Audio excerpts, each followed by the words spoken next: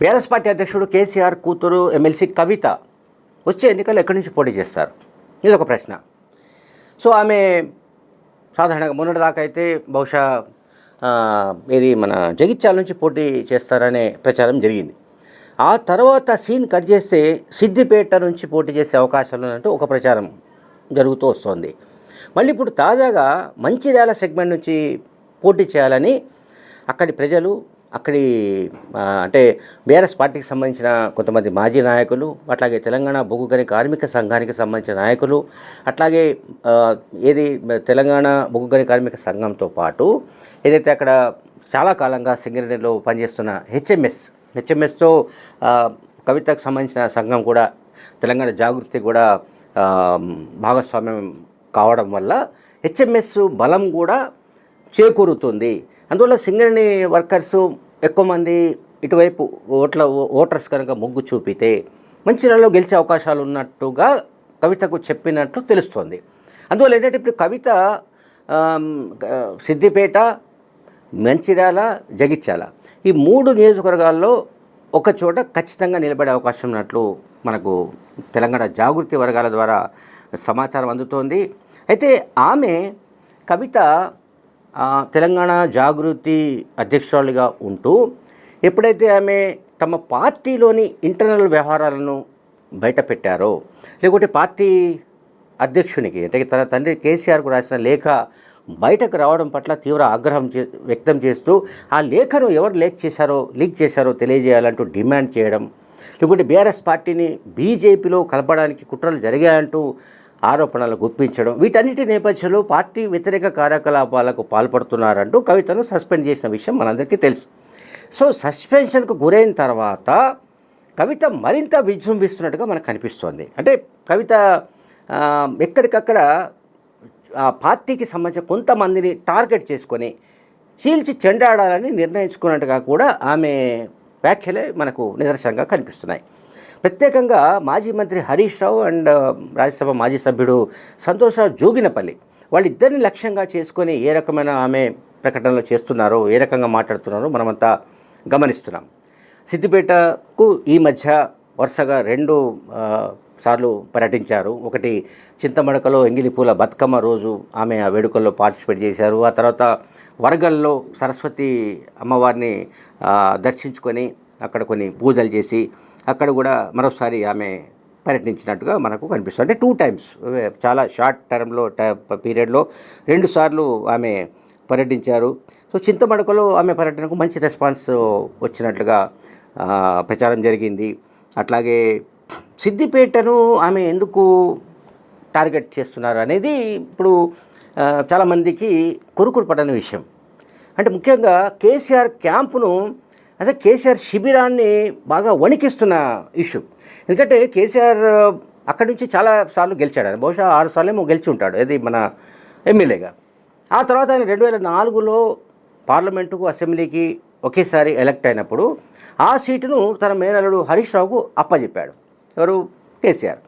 And అక్కడి నుంచి హరీష్ రావు తన విజయ పరంపర కొనసాగిస్తున్నాడు, అందులో ఎవరికేమీ డౌట్ లేదు. ఇప్పుడు సిద్దిపేట నుంచే తాను పోటీ చేయాలని అనుకుంటున్నప్పుడు ఆమె తెలంగాణ జాగృతి అనే సంస్థను ఒక రాజకీయ పార్టీగా మార్చాలా లేదా అనే దానికి సంబంధించి చాలామందితో మాట్లాడుతున్నట్టుగా గతంలో టీఆర్ఎస్ పార్టీ పెట్టక ముందు కేసీఆర్ ఏ రకంగానైతే మంతనాలు చేశాడో, ఏ రకంగానైతే అనేక అంశాలను పరిశీలించారో, ఏ రకంగా అయితే ఎన్నో నెలల పాటు మేధావులతో, ఇతర రంగాల నిపుణులతో చర్చించారో అదే పని తాను చేస్తున్నట్టుగా ఈ మధ్య కవిత బహిరంగంగా ప్రకటించారు. అంటే ఆమె పార్టీ పెట్టడానికి సంబంధించిన సన్నాహాల్లో ఉన్నట్టుగానే ఆమె వ్యాఖ్యలు కానీ, ఆమె పర్యటనలు కానీ, లేకపోతే ఆమె చేస్తున్న ఇతర కార్యక్రమాలు కానీ అవి వాటి ద్వారా మనకు కనిపిస్తుంది స్పష్టంగా. సో ఆమె పార్టీ అంటూ పెడితే పార్టీ పేరేమిటి, ఏ పార్టీ పెట్టే అవకాశం, ఏ రాజకీయ పార్టీ అంటే ఏ పేరుతో రాజకీయ పార్టీని ఆమె ఏర్పాటు చేసే అవకాశం ఉంది ఏమిటనేది అదొక చర్చ, అదొక యాంగిల్. కానీ ఇక్కడ మనం గమనించాల్సి ఏంటంటే సిద్దిపేట సీటు పైన ఆమె గురి పెట్టడం వెనుక రీజన్ ఏమై ఉండాలి అనేది చాలా కీలకమైన ప్రశ్న. ఎందుకంటే కేసీఆర్కు తెలియకుండా కేసీఆర్ నోటీసులో లేకుండానే, అంటే కేసీఆర్ శిబిరం నోటీసు లేకుండా, కేసీఆర్ శిబిరం ఆమోదం లేకుండా, ఇప్పుడు కేసీఆర్ భార్య అంటే తన తల్లి శోభమ్మ అనుమతి లేకుండానే కవిత ఈ విధంగా రెచ్చిపోతూ ఉండవచ్చా? హరీష్ రావుకు కౌంటర్గా ఆమె ఇటువంటి వ్యాఖ్యలు చేస్తూ ఉండవచ్చా అనే దానిపైన కూడా చాలామందికి అనుమానం కలుగుతున్నాయి. ఎక్కడో ఏదో జరుగుతోంది, ఇది కేసీఆర్ ఆధ్వర్యంలోనే, అంటే కేసీఆర్ పనిన వ్యూహంలో భాగంగానే కవిత ఇటువంటి ప్రకటనలు చేస్తున్నారంటూ కొన్ని ఆరోపణలు వస్తున్నాయి. ఆ ఆరోపణలో నిజం ఉందో లేదో మనకు తెలియదు. కేసీఆర్కు తెలియకుండా ఆమె, అంటే కేసీఆర్ ఇప్పుడు హరీష్ రావు కోసమే కవితను బయటకు పంపించినట్టుగా ప్రచారం జరిగింది. అది మనందరికీ తెలుసు. అంటే కవిత అయినా మరొకరైనా రక్త సంబంధీకులైనా సరే, సొంత కూతురైనా సరే, పార్టీ వ్యతిరేక కార్యకలాపాలకు పాల్పడినట్లుగా ఆరోపణలు వస్తే, లేదా పార్టీకి నష్టం కలిగించినట్లుగా భావిస్తే వాళ్లను బయటకు పంపించడానికి తాను వెనకాడనన్న మెసేజ్ను కేసీఆర్ ఇచ్చాడు. అక్కడ వరకు బాగానే ఉంది. బట్ ఆ తర్వాత మనం పరిణామాలు గమనిస్తే ఆమె మళ్ళీ నేరుగా ఆ పార్టీకి సంబంధించి, అంటే ఎవరి కోసమైతే, అంటే నాకు హరీష్ రావే ముఖ్యం అనేది ఒక మెసేజ్ కేసీఆర్ ఇచ్చాడు. ఎప్పుడు ఆమె అమెరికాలో ఉన్నప్పుడు జరిగిన కొన్ని పరిణామాల నేపథ్యంలో హరీష్ రావును సంతోష్ రావు జోగినిపల్లి ఇద్దరిని టార్గెట్ చేయడం అంటే అది కేసీఆర్ను టార్గెట్ చేయడమే, కేసీఆర్ శిబిరాన్ని టార్గెట్ చేయడమే, కేసీఆర్ నాయకత్వాన్ని ప్రశ్నించడమే, కేసీఆర్ను ధిక్కరించడమే అవుతుంది. ఎందుకంటే హరీష్ రావును ఇప్పటికిప్పుడు పార్టీ నుంచి బయటికి పంపించే పరిస్థితులు ఏమీ కేసీఆర్ దగ్గర లేవు. హరీష్ రావు కూడా పార్టీ నుంచి బయటకు వెళ్ళే పరిస్థితులు కూడా లేవు. ఆయన చావైనా రేవైనా తన మేనమామ కేసీఆర్ అని అన్నాడు. కేసీఆర్ పార్టీలోనే కొనసాగుతానని ఆయన వందల సార్లు చెప్పాడు హరీష్ రావు. కనుక హరీష్ రావు విధేయత పట్ల కేసీఆర్కు అనుమానం ఉంటుందని అనుకోవడానికి లేదు. బట్ అదే సమయంలో 2018 ఎన్నికల గురించి కవిత ప్రస్తావించడం, కవిత కొన్ని విషయాలు బయటపెట్టడం, అప్పుడేదో అంటే ఎన్నికల ఫలితాల తర్వాత కేసీఆర్ ముఖ్యమంత్రి కాకుండా తానే ముఖ్యమంత్రి కావాలని అప్పటికే హరీష్ రావు కుట్రలు చేసినట్టుగా కవిత ఆరోపణలు గుప్పించడం, వీటన్నింటి వెనుక కూడా ఎవరో ఆ పార్టీ హైకమాండ్కి సంబంధించిన వాళ్ళే ఇన్పుట్స్ అందించి ఉండాలి కవితకు అనేది అప్పట్లో ఒక ప్రచారం జరిగింది ఈ ఆరోపణ చేసినప్పుడు. సరే, ఇప్పుడు ఆమె సిద్దిపేటలో 2 సార్లు పర్యటించారు. ఆ కాన్స్టిట్యున్సీలో పర్యటించినప్పుడల్లా సహజంగానే కేసీఆర్ కూతురు కనుక సిద్దిపేట ప్రాంతం అంతా కేసీఆర్కు సంబంధించిన ప్రాబల్యం, కేసీఆర్కు ఉన్న పట్టు కారణంగా సహజంగానే కొంత ఫాలోయింగ్ ఉంటుంది. అంటే కొంత ప్రజల్లో రెస్పాన్స్ ఉండే అవకాశం మనం ఉంటుంది, దాన్ని మనం కొట్టిపడడానికి లేదు. అదే సమయంలో ఈ ట్విట్టర్లో ఒక పోస్ట్ నేను చూసా. అందులో ఏముందంటే పింక్ సోషల్ మీడియా, పింక్ అంటే బీఆర్ఎస్ పార్టీ సంబంధించిన సోషల్ మీడియా రోజు రోజుకు నానాటికి ఎల్లో సోషల్ మీడియాగా తయారవుతోంది. అంటే దీని అర్థం ఏంటో మనకు తెలియదు. ఎల్లో సోషల్ మీడియాగా తయారవుతుందని ఆమె ట్విట్టర్లో ఆమె పేరిట కవిత అప్డేట్స్ పేరిట ఒక పోస్టు కనిపించింది.